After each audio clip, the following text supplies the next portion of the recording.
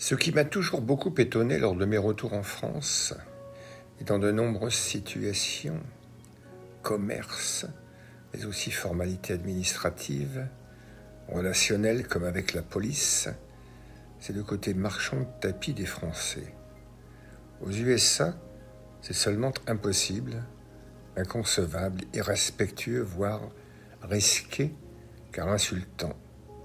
La police vous arrête, c'est sans discussion ni sur le fait, la vitesse, la faute. Peu importe, on écoute la remontrance et la loi est appliquée. Il vous manque un document lors d'une démarche administrative.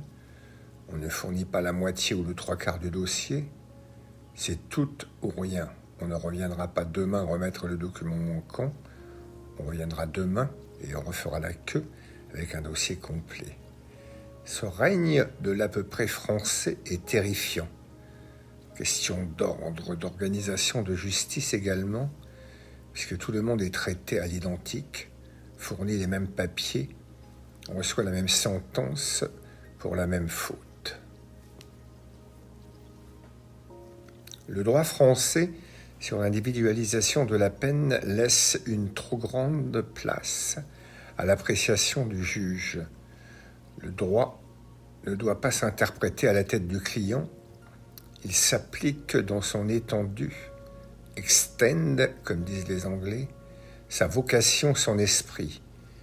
Le législateur a longuement cogité avant qu'il n'en soit ainsi. Ou alors, la loi change, ce n'est pas du ressort du juge, mais des représentants du peuple.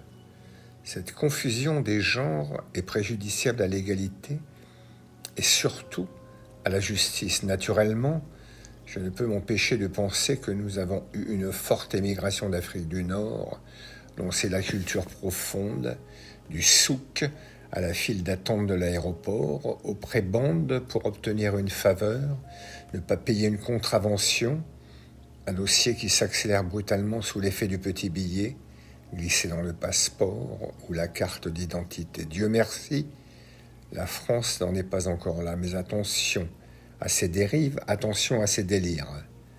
Un rapport particulièrement éloquent devrait faire l'objet d'une attention scrupuleuse annuelle de la part de tous les citoyens. Il s'agit du rapport de la Cour des comptes.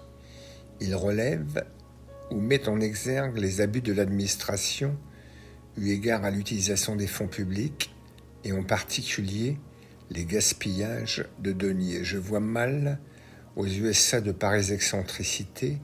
Le mot est simplement poli pour cacher les malversations du copinage des élites avec les groupes privés. Sans aller plus loin, contentons-nous de constater un détail mineur des douceurs françaises.